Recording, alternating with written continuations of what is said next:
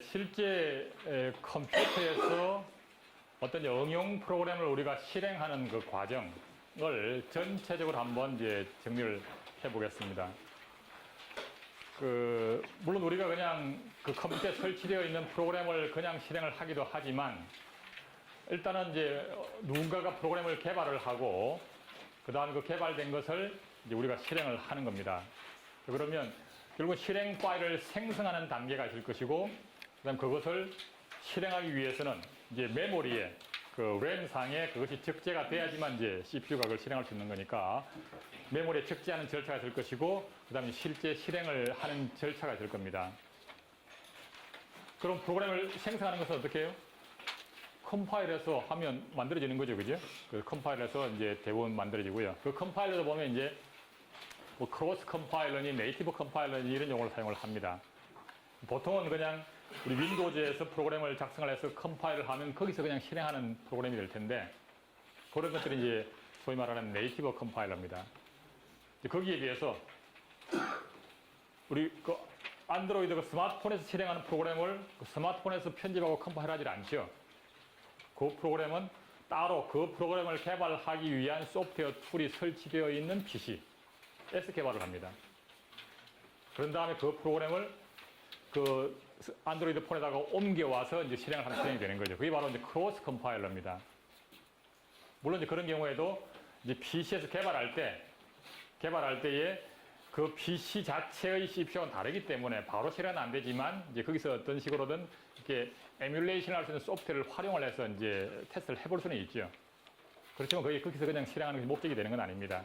그 PC에서 실행하는 것은 어디까지나 그 기계의 코드를 가상적으로 실행을 시켜보는 겁니다. 그걸 보통 이제 에뮬레이션 한다 그러는데 그렇게 테스트를 해볼 수 있지만 최종적으로는 결과물을 이제 스마트폰에 옮겨 실행하는 겁니다. 그런 것들을 이제 크로스 컴파일러라고 그러죠. 어쨌든 누군가가 프로그램을 편집을 하고 컴파일을 하고 해서 이제 만들어지는 그 파일이 우리가 실행해야 될 프로그램 파일이 되는 겁니다. 그럼 이것이 이제 실행이 되기 위해서는 이제 메모리에 적재를 해야 되죠. CPU가 디스크상에 또는 플래시 메모리 상에 있는 것을 바로 실행하는 건 아니기 때문에 그 절차는 결국은 원래부터 롬에 들어있을 수도 있고요. 그러면 전원을 켜자마자 바로 실행할 수 있는 거죠, 그죠? 또는 보통 우리가 쓰는 방법은 내 컴퓨터 디스크 상에 있는 그 파일을 선택을 해서 어떻게든 메모리 적재대로 하는 거지요. 그 과정은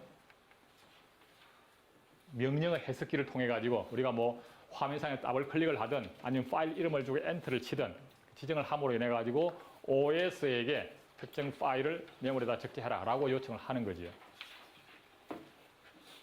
또는 경우에 따라서는 다른 컴퓨터에서 이렇게 다운로딩을 해서 실행하기도 합니다. 즉 자체에 아무런 이제 디스크가 나오면 아무것도 없는 컴퓨터인데 이것을 실행하기 위한 실행 파일은 미리부터 설정되어 있는 연결된 다른 컴퓨터에 들어있다고 하면 실행을 요청을 하면 거기서부터 파일을 쫙 받아와서 메모리에 깔기도 합니다. 디스크가 없는 컴퓨터에서는. 어쨌든 결과적으로는 실행해야 될 실행 코드가 메모리에 적재가 돼야 될 거고 그 다음에 실행을 한다라고 하는 것은 이제 메모리 적재가 되게 되면 그것이 이제 어떤 프로세서 형태가 되게 되면 이제 자기 실행 차례가 오면 실행이 되는 거죠. 그래서 이제 여러 개의 멀티태스킹을 실행하는 환경이라고 하게 되면 언젠가는 이제 스케줄링에 의해서 선택이 되고 문맥 교환을 하면 이놈이 실행이 되는 겁니다. 그렇게 해서 이제 그 시작 주소, 프로그램이 있는 시작 주소부터 실행을 하고 언젠가는 이제 끝나면 종료가 되고 없어지게 되는 거죠. 그다음 명령어 해석기는 이미 이제 지난 시간에 한번 설명을 했습니다. 그러면 실제 이제 이런 그 명령어 해석기 한 예를 보게 되면 이제 예를 들어서 대표적으로 유닉스에 쓰고 있는 이제 쉘 프로그램이 있습니다. 이거 뭐 간단합니다. 그냥 우리가 타이핑하는 단어를 한 줄을 읽어드린 다음에 제일 앞에 있는 그 단어가 실행 파일이라고 보고 그 실행 파일을 찾고 그걸 실행을 하는 절차를 들어가는 겁니다. 그 윈도우즈에서 그 CMD 창에서 실행하는 거랑 똑같습니다. 이제 그것이 실제 실행하는 그 결국은 유닉스 쉘이라고 하는 것도 이제 명령어 해석기인데 그거 자체도 하나의 독립된 프로그램인 거죠.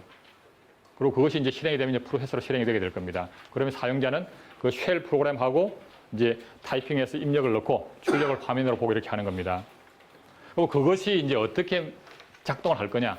잘 보면 우선 그 뭐 윈도우에서 CMD 창이든 유닉스 쉘이든 간에 일단은 화면에 이제 프롬프트가 뜹니다. 이 프롬프트라고 하는 것은 이제 입력을 할 준비가 됐다 하는 표시죠. 보통 보면 뭐 달러를 쓰기도 하고 뭐 여러 가지 이제 표시를 합니다. 이렇게 뭐 달러 이렇게 표시가 되면 여기다 이제 커서가 깜빡깜빡하면 여기서 이제 타이핑을 하는 거죠. 이게 이제 프롬프트가 되는 겁니다. 또는 뭐 어떤 이름 뭘 주고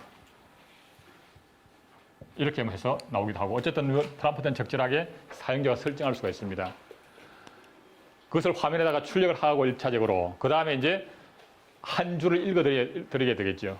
그래서 사용자가 이제 한 줄을 타이핑하고 엔터를 치게 되면 쉘에서는 그 프로그램에서는 한 줄을 읽어드린 다음에 그 다음에 제일 첫 단어 그 줄에서 읽어드린 제일 첫 단어를 실행 파일이라고 가정을 하고 그것에 해당하는 것을 실행 파일 이름으로 지정을 해서 OS에게 새로운 프로세서를 만들어 달라고 요청을 하는 겁니다.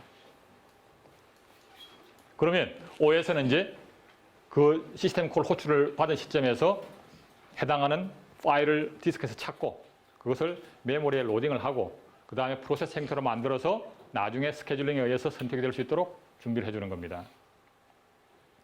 그러면 어쨌든 이제 그것이 선택이 되게 되면 일단 해당하는 프로그램이 실제 실행을 하게 되겠죠. 그 다음에 실행이 끝나고 나면 그러면 다시 이제 화면에서는 다시 또 프롬프트가 뜨는 겁니다. 예를 들면 이 상태에서 뭐 예를 들어서 우리 잘 알듯이 HWP하고 엔터를 딱 치게 되면 여기에 해당하는 실행 파일을 찾아서 OS에게 요청을 하고 OS는 거기에 해당하는 것을 프로세서로 만들어서 실행을 하고 그러면 이제 이것이 실행하게 되면 또 다른 프로세서가 하나 만들어져서 그것이 새로운 창이 뜨고 거기에 또 사용자가 입력을 넣고 출력을 보는 겁니다. 그렇게 해서 언젠가는 끝나게 되면 다시 이제 또 프롬프트가 뜨고 다음 명령을 받을 수 있도록 이제 프롬프트가 뜨는 겁니다. 이것이 끝없이 반복이 되는 거죠. 그래서 앞에 하던 작업이 끝나면 이제 그 다음 작업을 하게 되면 한 개 실행하는 것이고 앞에 작업을 실행하고 있는 도중에라도 또 추가로 다른 걸 실행할 수 있게 되면 이제 동시에 이제 실행할 수 있는 상황이 되는 거죠. 방금 말한 그것을 그대로 프로그램으로 옮기면 이렇게 됩니다. C언으로. 그래서 굉장히 짧지만 이거 자체가 하나의 쉘로서 제대로 작동할 수 있는 프로그램입니다. 이대로 타이핑해가지고 그 리눅스나 이런 데서 컴파일을 실행하면 실행이 됩니다. 그대로. 봅시다. 어쨌든 파일 해가지고 항상 true로 해서 그냥 무한 루프를 돌도록 만들었어요. 그리고 이제 프롬프트를 하나 띄워줍니다. 여기서는 이제 printf라고 하는 것은 문자열, 스트링을 이렇게 이제 화면에 찍어주는 것인데 지금은 이것을 이제 프롬프트로 썼어요. 쉘하고 이렇게 스페이스 하나 있는 데까지를 하나의 프롬프트로 화면에 찍어주고 그 다음에 키보드로부터 이제 단어를 읽어드리는 거죠. 지금 어떻게 스캔앱을 통해 가지고 문자열 하나를 읽어드립니다. 읽어드린 것을 커맨드라고 하는 이 배열에다가 받아들이는 거죠. 그렇게 받아들이고 난 뒤에 그 다음에 이제 실제 어쨌든 이게 실행하다가 내 스스로가 이 프로그램을 이제 쉘 자체를 더 이상 컴퓨터 안 쓰겠다. 로그 아웃을 할 수가 있을 겁니다. 그럼 보통 보면 예를 들어서 exit 하고 엔터를 치면 이 쉘이 종료가 되는 거죠. 로그아웃을 하는 겁니다. 그럼 나중에 다시 어떤 식으로든 로그인 절차를 거치게 되면 또 새로운 쉘이 하나 만들어지겠죠. 그래서 쉘 자체를 종료하는 커맨드, 소위 말하는 내부 커맨드가 되는 겁니다. 이것이 들어오게 되면 자기가 끝나는 겁니다. 이러한 실행 파일을 실행하는 것이 아니고 자기가 끝나는 거죠. 그래서 특별하게 이런 문자열이 있는지 한번 검사를 해보는 거죠. 그래서 읽어드리는 그 단어하고 EXIT라고 하는 문자열하고 두 개를 비교를 해봐서 일치를 하는지를 보고 strcmp라고 하는 것은 이제 표준 C 라이브러리 함수인데 스트링 컴페어입니다. 스트링을 비교하는 거죠. 그래서 두 개가 정확하게 일치를 하면 리턴 밸류가 0으로 나옵니다. 일치하지 않으면 0이 아닌 값이 나오는 거죠. 그래서 두 개를 비교해서 값이 0이면 일치하는 거죠. 0일 때만 조건을 만족하는 거니까 이걸 이제 반대로 뒤집은 거죠. 0이면 이게 참이 되는 겁니다. 이걸 반대로 뒤집었으니까. 그러면 이 자체 이 쉘 자체를 끝내는 겁니다. 그래서 이 exit라고 하는 시스템 콜 함수가 있는데 이것은 나 자신을 없애주시오 이런 호출이 되는 겁니다. OS에게 나 자신을 없애달라는 얘기입니다. 스스로. 그래서 이 쉘 프로그램은 끝나는 거죠. 그게 아니라면 그러면 이제 child를 하나 이제 만들어 가지고 자식 프로세서 하나 만들어서 거기서 이제 실행을 하도록 하는데 이 fork라고 하는 것은 이제 자기하고 똑같은 복제품 하나 만듭니다. 복제 프로세서를. 그래서 이게 이제 유닉스 스타일인데 유닉스에서는 어떤 프로세서 하나 실행을 하고 있다가 쉘이라고 그럽시다. 그 다음에 fork를 실행하게 되면 이거다가 똑같은 것이 하나 복제품이 만들어집니다. 현재 실행하고 있는 상태 그대로. 그러면 이제 두 개가 같이 뜨는데 요놈이 이제 페런트가 되는 것이고 이게 차일드가 되는 거죠. 그런 다음에 이놈은 원래 쉘을 실행하는 것이 목적이 아니라 지금 사용자가 타이핑한 그것을 실행하는 것이 목적인 거거든요. 그러면 이 쉘은 자신을 지워버리고 변신을 합니다. 다른 걸로. 아까 같으면 이게 HWP로 스스로 이제 바꾸는 작업을 합니다. 그렇게 해서 2단계에 걸쳐가지고 포크를 통해서 복제가 하나 되고 그놈이 이제 원하는 것으로 바뀌는 작업을 합니다. 이게 이제 유닉스 스타일인데 그래서 이 포크라고 하는 것이 복제를 하는 겁니다. 이 순간이 되게 되면 현재 실행하던 것하고 똑같은 것이 하나 만들어지는 거죠. 그 다음부터는 이제 이 다음 명령어는 이제 두 개가 각각이 별도의 프로세서입니다. 이제는 각각이 이걸 다 이제 실행하려고 하는 겁니다. 근데 이제 결국은 이제 똑같이 실행이 되게 될 텐데 단지 차이는 뭐냐 하면 이걸 실행했을 때 이 리턴 밸류가 차이가 있어요. 그거만 하나 다릅니다. 다른 건 다 똑같은데. 그래서 이 패런트 입장에서는 지금 포크를 하게 되면 차일드, 새로 만들어진 차일드의 번호가 리턴이 됩니다. OS 내에서는 프로세서마다에 대해서 고유한 번호를 갖고 있게 되는데 예를 들어서 이놈이 이제 뭐 100이라고 하게 되면 이놈이 101번 이렇게 번호가 매겨지는 거죠. 그 번호 매기는 것은 OS가 알아서 합니다. 그렇게 해서 새로 만들어진 이 차일드 프로세서의 번호를 리턴을 받아요. 그렇게 해서 차일드 프로세스 ID, 차일드 프로세스 ID가 101로 나오겠죠. 그러면 이놈도 똑같이 이 스스로도 이걸 하게 될 텐데 그 리턴 밸류는 뭐냐면 자기 자신이 생성된 차일드 같으면 리턴 밸류가 0으로 나오도록 딱 그것만 다르게 만들어 놨어요. 그래서 포크를 실행하고 나면 그다음부터는 똑같은 것이 두 개가 똑같이 실행을 합니다. 단지 차이는 리턴 밸류만 달라요. 그래서 따라서 지금 같으면은 리턴 밸류를 차일드 PID라고 하는 이 지역 변수에 넣었기 때문에 패런트는 지금 생성된 차일드의 PID가 들어있을 거고 차일드는 0이 들어있을 겁니다. 자, 그래서 둘 다가 이 부분 이하를 실행하게 될 텐데 차일드 PID가 0이면 이 조건은 두 개의 프로세스 중에 차일드만 만족이 되겠죠. 그래서 차일드이면 이런 얘기입니다. 그리고 이 만족이 되지 않으면 이제 패런트가 되는 것이고 그럼 패런트는 조건이 만족되지 않으니까 건너뛰고 이걸 실행하는 거죠. 이 wait라고 하는 것은 뭐냐 하면 역시 시스템 콜 함수인데 차일드 프로세서가 끝날 때까지 기다리는 겁니다. 차일드 프로세서가 끝나면 여기서 딱 리턴이 돼요. 그러면 차일드 프로세서는 뭘 하냐? 이때 이제 들어왔으면 이제는 이 안에서 아까 우리가 얘기한 것처럼 이제 쉘이 하나 만들어졌는데 HWP로 이렇게 착 변신을 하는 거죠.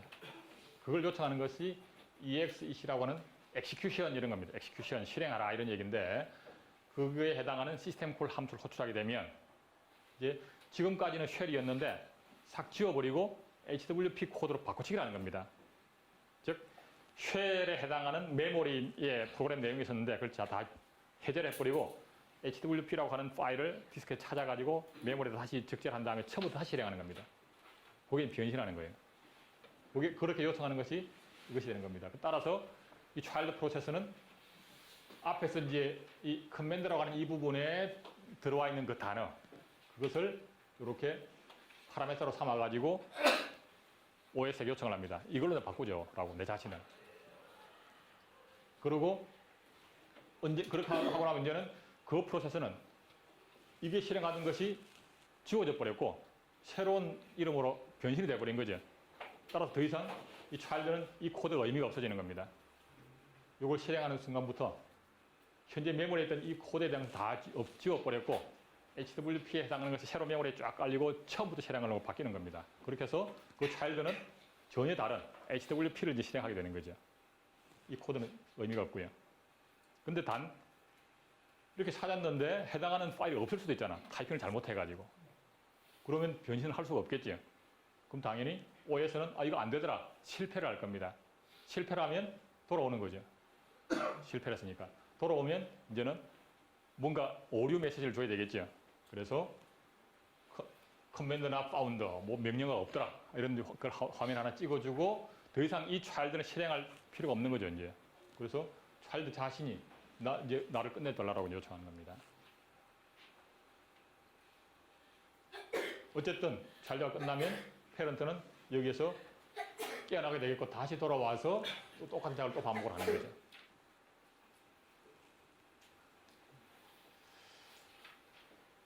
자, 그리고 이제 어쨌든 요 엑시트 할 때 보면 어떤 것은 0을 주고 어떤 것은 1을 주고 하는 부분이 있는데 요것은 이제 실제 유닉스에서 보면 이제 차일드가 끝날 때에 정상적으로 끝났냐 아니면은 뭐 오류로 끝났냐 이런 코드를 이제 반환을 하게 되는데 그 코드를 이런 식으로 해서 받아옵니다. 요 주소를 줘가지고 어떤 변수에 대한 주소를 줘서 요거에 대한 얘기는 복잡하니까 생략을 하고요.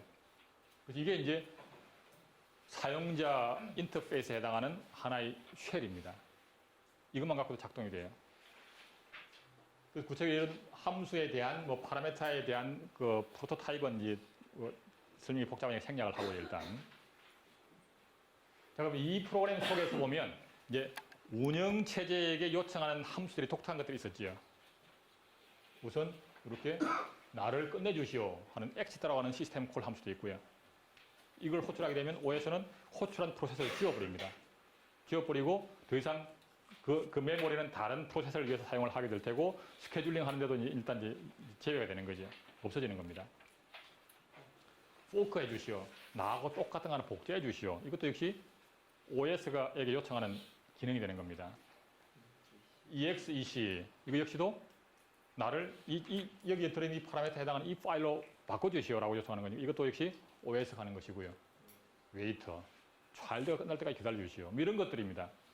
이런 기능들은 보통 일반적인 그냥 그 일반 프로그램에서는 쓰는 것들이 아닌 거죠. 오로지 OS를 통해서만 이루어지는 것들입니다. 그 다음에 사실은 덧붙이자면 그 주변 장치에 대한 입출력도 사실은 운영체제를 통해서 하는 거거든요.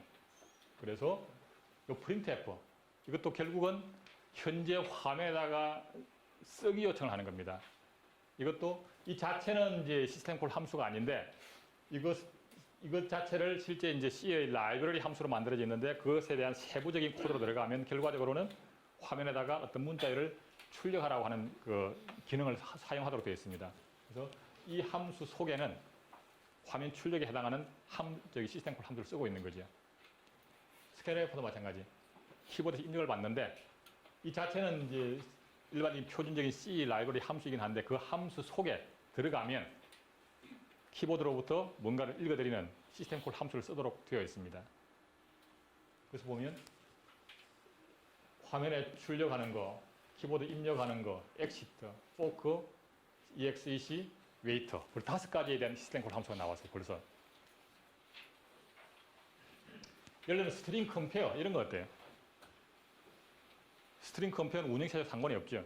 그냥 이 두 개에 대한 문자열을 그냥 비교해보고 맞으면 제로, 틀리면 제로가 아닌 값을 그냥 리턴하는 그냥 간단한 함수인 겁니다. 이건 운영체제와 상관이 없는 기능이죠. 그지? 자, 그래서 사실은 그 사용자 인터페이스에 해당하는 부분도 그렇게 복잡한 게 아니다. 근데 실제 이제 그 리눅스나 이런 데서 사용하고 있는 그 쉘들, 뭐 이렇게 뭐 배시라든지 이런 가지가 있습니다. 뭐 또는 C 쉘이라든지 또는 뭐 T 쉘이라든지 여러 가지들이 있어요. 원래 오리지널 쉘도 있고요. 본 쉘. 그래서 이런 각각이 다 이런 스타일로 만들어져 있습니다. 근데 이제 기능이 조금 다를 뿐인 거죠. 여러 가지 부가 기능들도 있고 뭐 여러 가지 뭐 하여튼 추가적인 기능들이 많이 들어 있습니다. 그리고 표현한 형식을 조금 달리하는 것들도 있고요. 지금처럼 당장 단어 하나만 주는 것이 아니라 줄쭉쭉 써가지고 뭐 파이프라인 기능이 있다든지 뭐 이런 것들을 많이 갖고 있는 것들일 뿐인 거지요. 그래서 내가 어떤 쉘을 쓰느냐에 따라 가지고 또는 이런 쉘 어떤 걸 쓰느냐에 따라 가지고 내가 타이핑하는 입력을 넣는 문법이 조금씩 달라지겠죠. 내가 쓰는, 내가 쓰기에 편한 거 골라 쓰면 됩니다. 그래서 로그인을 할 때에 어느 쉘이 스타트하도록 설정하냐에 따라 가지고 달라지는 거죠. 어쨌거나 이런 것들도 실제 이런 스타일의 프로그램일 뿐이다, 이런 얘기입니다. 자, 그래서 우리가 컴퓨터에서 뭔가를 작업을 실행할 때에 사람이 OS에 요청하는 것이 아니라 단지 사람은 사용자 인터페이스에 해당하는 어떤 프로세스에 입력을 줄 뿐인 겁니다. 내가 원하는 게 뭐다. 입력을 주면 그게 뭐 마우스 클릭이 됐건 이렇게 타이핑을 했던 간에 사용자 인터페이스에 해당하는 프로세스에게 우리가 입력을 줄 뿐인 거고, 실제 OS에 요청하는 것은 이런 식으로 이 사용자 인터페이스에 해당하는 프로그램이 시스템 콜 형태로 호출해서 처리하도록 이렇게 하는 겁니다. 자, 참고로 예를 들어 이 웨이트를 없애버리면 어떨까요? 이걸 빼게 되면 차일 하나 실행하고 있는데 또 다음 명령이 또 받겠죠, 그죠? 계속 여러 개를 막 실행할 수 있는 상태가 되는 겁니다. 이것만 빼게 되면.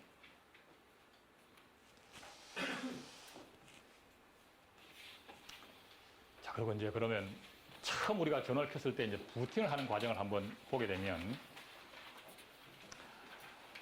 결국 이제 CPU라고 하는 것은 이제 메모리 상에 있는 것을 읽어와서 기계 코드를 실행을 하고 다음 명령을 읽고 이것이 끝없이 이제 반복이 되는 거거든요.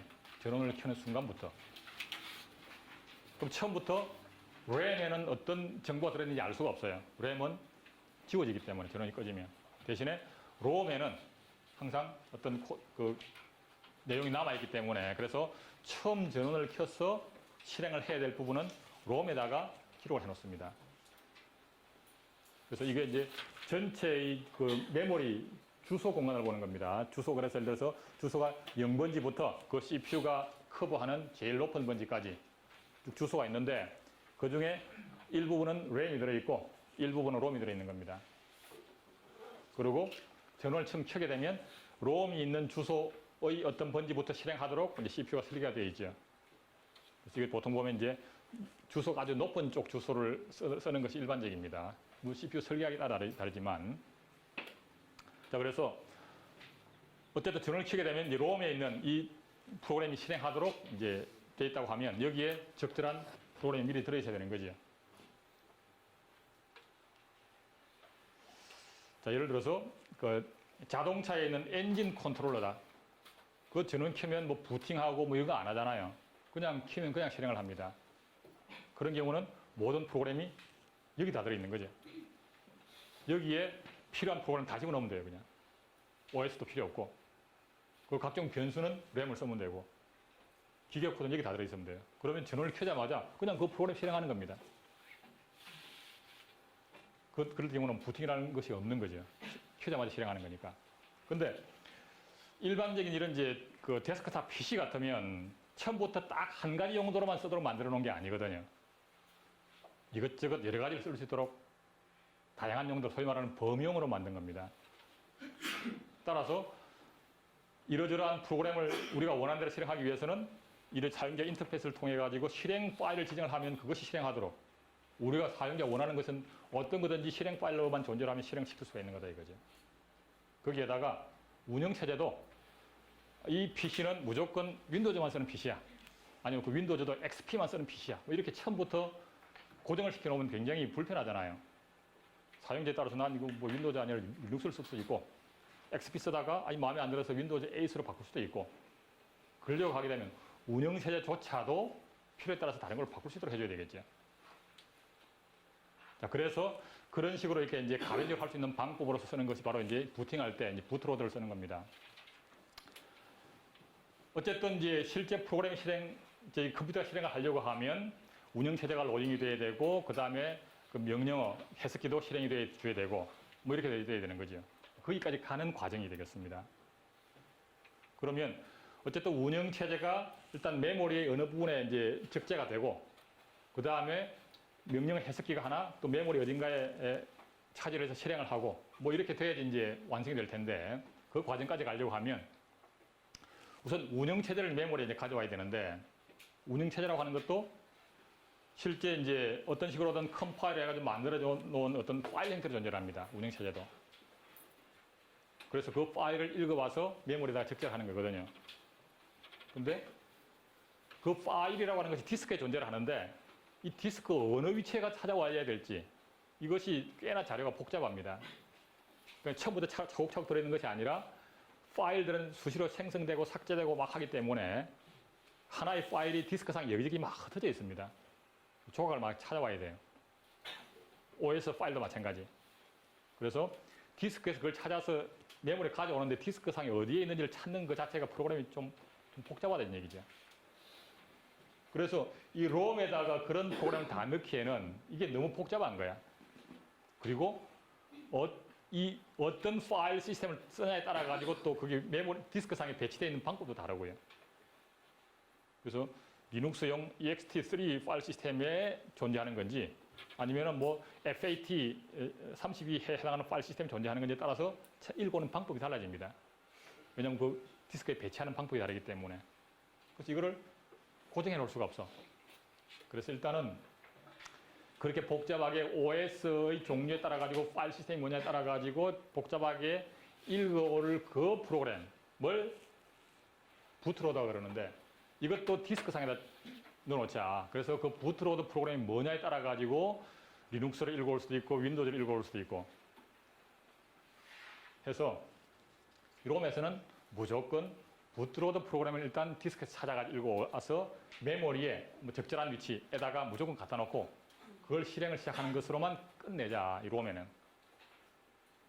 물론 그 전에 보통 보면 이제 하드웨어에 대한 테스트하는 것들이 포함되어 있습니다. 뭐 메모리 용량이 얼마나 되고 주변 장치가 뭐가 붙어 있고 뭐 제대로 작동하는지 이렇게 테스트하는 것들도 물론 여기 들어 있습니다. 테스트하고 그 다음에 이제 디스크에서 부트로드 읽어와서 여기다 갖다 놓고 그 다음에 이제 실제 OS를 읽어놓으면 요놈이 하는 겁니다.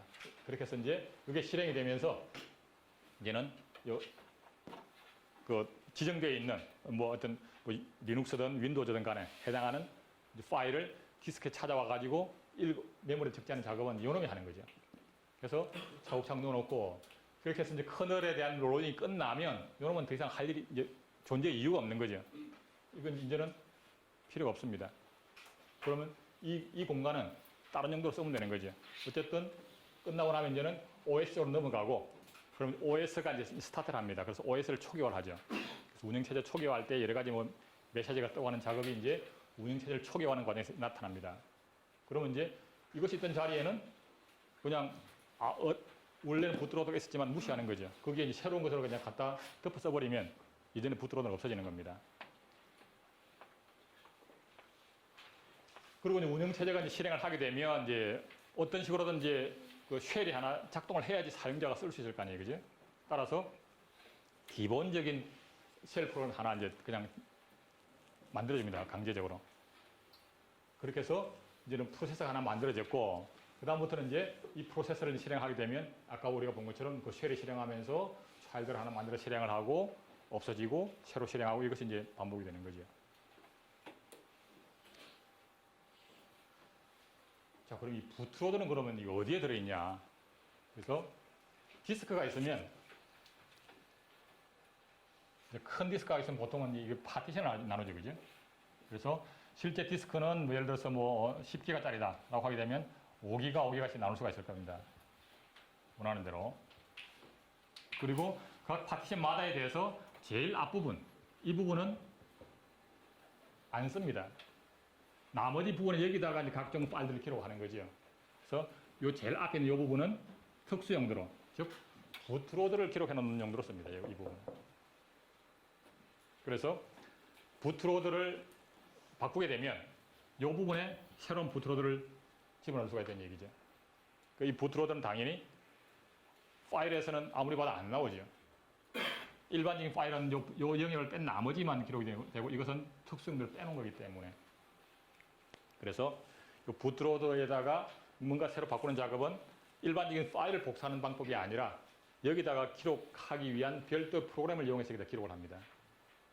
일반적인 파일이 아니기 때문에. 어쨌든 항상 블록 제로 제일 앞부분에다가 이런 식의 부팅 프로그램을 넣게 되겠고 그것이 부트로드가 여기 제대로 들어있으면 그게 이제 시스템 파일이 되는 거예요. 시스템 파일이 되는 겁니다.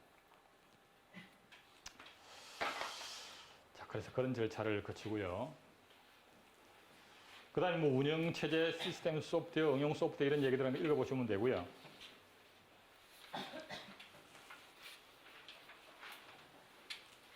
그러니까 용어에 대해서 보면 이제 프로그램이라는 말과 프로세스라는 말을 이게 좀 정확히 구별해줘야 됩니다. 보통 보면 굉장히 막 헷갈려 쓰는데, 그래서 이거를 이제 지금부터는 프로그램이란 말과 프로세스란 말을 좀 정확하게 구별해 주길 바래요. 프로그램은 말 그대로 이 컴퓨터가 어떤 순서에 의해서 실행해야 될지를 표현해 놓은 파일입니다. 또는 문서가 되겠습니다. C 언어로 되어 있으면 C 프로그램이 되는 것이고, 어셈블리 언어로 되어 있으면 어셈블리 프로그램이 되는 겁니다. 컴파일을 했으면 실행 프로그램이 되는 것이고, 그래서 그게 뭐 C로 됐든, 어셈블리로 됐든, 실행 파일이 됐든, 어쨌든 프로그램입니다. 근데 그 자체는 단지 어떤 식으로 실행할지에 대한 내용만 들어있을 뿐이지 실행하는 건 아닌 거죠. 근데 이제 실제 사용자가 이제 특정 실행 파일을 지칭을 해가지고 요청을 하게 되면 그때 이제 운영체제에 의해서 하나의 프로세스 형태로 만들어지고, 그 다음에 그럼이 실행함으로 인해서 이제 실제 이제 뭔가를 실행하는 겁니다. 그게 바로 프로세스예요. 이제 실행하고 있는 상태. 그래서 아까 예를 들면 HWP가 있으면 그 자체는 그냥 실행 프로그램이죠. 근데 그거를 사용자가 동시에 여러 개를 띄울 수도 있죠, 그죠? 그럼 각각 한 개 한 개가 다 프로세스가 되는 겁니다. 현재 실행하고 있는 상태. OS가 관리하고 있는 그 하나하나. 그것이 이제 프로세스입니다. 그래서 프로그램이라는 말을 써야 될 곳에다가 프로세스라는 말을 쓰지 마시고요. 그 두 개를 이제 앞으로는 정확하게 의미로 맞춰 써주시고요. 스레드라고 하는 것은 이제 이건 운영체제 초창기에는 안 쓰던 용어가 한 1990년대 들어와서 이제 보편화된 용어인데, 이제 한 개의 프로그램을 갖고 이제 실제 프로세스로 만들어져서 실행을 하게 될 텐데, 그 프로세스라고 하는 것도 결국은 메인 함수가 있으면 거기서 출발해서 뭔가 실행을 하고 언젠가 엑시트 하면 끝나는 겁니다. 또는 메인에서 복귀가 되면 끝나는 겁니다. 근데 경우에 따라서는 이것을 한 개의 프로세스이긴 하지만 사실은 그 속에 여러 개가 각자 독립적으로 작동하는 것처럼 만들어주면 편하지 않겠나는 거죠. 그 하나하나가 스레드인데, 물론 이제 스레드에 대한 얘기는 나중에 다시 한번 자세하게 나올 텐데, 예를 들면 약간 이제 문서 작성을 했다 칩시다. 그러면 HWP라고 하는 프로그램을 누군가가 이제 작성할 텐데, 거기에 기능 중에 보면 뭐 타이핑하는 것을 화면에다 보여주고 뭐 이런 등등등 기능도 있고, 그 다음에 주기적으로 한 번씩 예를 들어서 이제 자동으로 저장하는 기능이 있죠. 예를 들어서 뭐 10분마다 한 번씩 자동 저장하는 기능이 있습니다. 그리고 그것을 우리가 프로그램으로 표현한다고 하면 이 10분마다 자동으로 저장되는 기능이 작동하도록 하려고 하면 어떻게 될 거냐. 키보드 입력도 받아야 되겠고, 화면에 출력도 해야 되겠고, 10분이 지났는지도 검사도 해야 되겠고, 그래서 매번 뭐 키보드 입력을 위해서 기다리고 있는데 10분이 지나게 되면 자동으로 저장이 돼줘야 되는 거거든요. 그래서 이것이 10분이 지났는지를 검사하고 하는 것들이 안 되는 건 아니겠지만 이게 꽤나 좀 복잡해집니다. 그렇다면 아예 키보드 입력을 받아서 화면에 보여주는 놈하고 10분마다 한 번씩 현재 내용을 디스크에 저장하는 것을 분리를 해가지고 저장을 하는 놈은 아무것도 하는 일 없이 10분마다 한 번 깨어나서 쫙 저장하고 다시 주고 있다가 또 깨어나서 또 10분 만에 저장을 하고 이렇게 하게 되면 그 프로그램이 굉장히 단순한 겁니다. 10분 동안 그 기다리라는 것은 이제 뭐 예를 들어 슬립 함수 이런 걸 쓰면 되거든요. 얼마를 기다리라는 것은. 그 다음에 키보드 입력받아서 화면에 보여주는 것은 또 그대로 하면 되고, 그러면 각각이 독립적인 것처럼 만들게 되면 프로그램 작성하는데 굉장히 생각이 단순해져요. 예를 들면. 그런 경우에 각각을 이제 한 개의 프로세스이긴 한데 그 속에 여러 개의 스레드가 있는 겁니다. 근데 이제 프로세스와 프로세서 간에는 완전히 독립적이고 별도인데 한 개의 프로세스 내에 있는 스레드들은 각각의 독립에서는 의미가 없죠. HWP 속에 있는 10분마다 자동 저장하는 그 스레드, 그것은 HWP가 뭐 키보드 입력을 받고 하는 것하고 상관없이 이것만 따로 존재해서는 아무 의미가 없는 거거든요. 그래서 이건 HWP라고 하는 그 프로세스의 구성 요소로서만 의미가 있는 것이 독립적으로 아무 의미가 없습니다. 그래서 이 하나의 프로세스에 소속되어 있는 각각의 스레드들은 운명 공동체예요. 그래서 그 중에 스레드 하나가 만약에 무슨 문제가 있으면 그 프로세스에 소속된 모든 그 스레드들을 다 종료를 시켜버립니다. 각각이 하나의 운명체이기 때문에 각각이 따로따로는 의미가 없거든요. 근데 프로세스는 각각이 독립적으로 의미가 있는 거죠. 자, 그래서 그 프로그램이란 말과 프로세서란 말과 스레드라고 하는 용어 이거를 좀 잘 기억을 해주시고요. 그다음에 멀티태스킹, 멀티유저. 멀티태스킹은 결국은 여러 개를 이제 동시에 실행할 수 있는 것이 되겠고, 이 멀티유저는 뭐냐? 우리가 그 윈도우즈도 아마 그 초창기에는 이제 도스 시절에서는 싱글 태스크가 있습니다. 싱글 태스크. 도스 시절에는 한 개 실행하고 끝나면 다음 거 실행하고 했는데, 그 다음에 초창기 윈도우즈가 나오면서는 멀티태스킹 OS이긴 하지만 싱글 유저였어요. 지금은 멀티 유저로 바뀐 겁니다. 지금 그 윈도우즈 키면 사용자 아이디를 클릭을 하고 거기다가 내가 뭐 그 패스워드 넣게 되면 여러 사용자 계정이 따로따로 있죠. 멀티 유저입니다. 그러면 싱글 유저와 멀티 유저는 뭐가 달라야 되냐? 뭐가 달라야 될까요? 멀티 유저가 되면 뭔가 기능이 더 필요할 겁니다. 그래서 이제는 원래 싱글 유저라고 하게 되면 오로지 한 사람만이 쓰는 거거든요. 그러면 그 속에 있는 모든 전권을 그냥 한 사람이 갖고 있는 거기 때문에 그 파일에 대한 모든 권리에 대해서 이렇게 따로 구별할 필요가 없어요. 근데 같은 컴퓨터를 여러 사람이 쓴다라고 보면 이제는 그 속에 있는 파일들에 대해서 이 파일은 다른 사람이 보면 안 돼. 숨길 필요도 있고요. 그 다음에 또 다른 사람이 이렇게 뭐 수정 못하게 막아놓을 수도 있고 뭐 이런 것들에 대한 제한이 있어야 될 겁니다. 사용자들 간에. 그래서 멀티 유저가 되게 되면 각 파일들에 대해서 이제 프로텍션, 보호에 대한 기능들이 추가로 들어가게 됩니다. 그 다음에 뭐 프로세스들에 대해서도 실행하는 프로세스도 이제는 예를 들어서 이제 여러 개가 막 실행을 하고 있는데 예를 들어서 뭐 권한이 낮은 사용자가 들어와서 중요한 뭐 실행하고 있는 프로세스를 중간에 그냥 강제로 이렇게 막 실수로 죽여버리면 안 되잖아요. 그래서 실행하는 프로세서들도 이건 누가 실행한 거다라고 또 이렇게 소유자를 쭉 관리를 해줘야 돼요. 그래서 단순히 멀티태스킹일 때는 그냥 여러 개가 실행을 하면 됐는데 이제는 멀티 유저 기능이 더 들어가려고 하게 되면 이제는 사용자별로 권한에 대한 것이 이제 관리가 필요합니다. 그 파일에 대한 것도 그렇고 프로세스에 대한 것도 그렇고 그런 기능들이 더 이제 추가가 돼야 되는 거죠.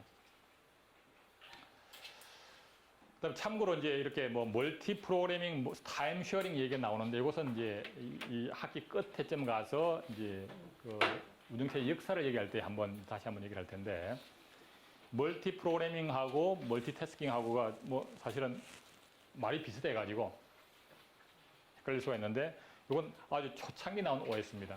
초창기 나온 OS. 그래서 이름이 마치기도 비슷할 뿐인데 그러니까 멀티 프로그래밍 OS가 나오기 전에는 말 그대로 이제 그 배치 시스템인데 그때는 한 프로그램이 정말로 메모리에 로딩이 되면 끝나고 나면 다음 프로그램을 메모리에 로딩을 해서 실행하고 이렇게 했었어요. 초창기 OS는. 그러다가 하나의 프로그램이 메모리에 로딩이 되고 실행을 하는 도중에 예를 들어서 뭐 입출력이나 이런 작업을 하려고 하면 잠시 기다려야 되거든요. 그동안에 CPU는 놀고 있는 거야. 그럼 이 시간 동안 다른 걸 실행하면 좋겠죠.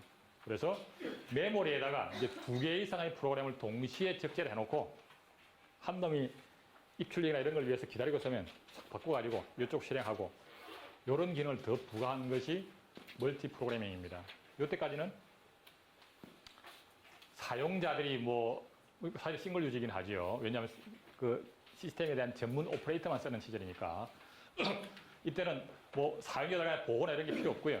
단지 전체 작업을 어떻게 좀 빨리 끝내볼까 하는 그런 목적으로 만든 거죠. 그러다가 이때만 하더라도 이제 OS 시스템 자체가 지금 같은 이렇게 뭐 동시에 여러 사람이 접속할 수 있는 그런 상황이 아니었고 오로지 그 컴퓨터가 있으면 거기에 전용 단말기 한 대밖에 없었고 거기서만 작업할 수가 있었어요. 근데 이제 그 이후에 이제 그 소위 말하는 더미 터미널이라고 해가지고 이제 원격에서 이렇게 접속해서 들어올 수 있는 입출력 장치가 만들어졌어요. 그러면서 이제 여러 사람이 동시에 들어와서 이제 쓰기 시작하는 거예요. 각각이 이제 그 자기 프로그램 실행하고 그러다 보니까 이제는 앞에 멀티 프로그래밍은 어쨌든 앞에 실행하다가 입출력을 위해서 기다리고 있으면 그 시간 동안 다른 걸 넘어가는 거였는데 이제는 여러 사람이 동시에 쓰고 있으면 이제는 뭔가 공평하게 실행을 해줘야 되는 거죠.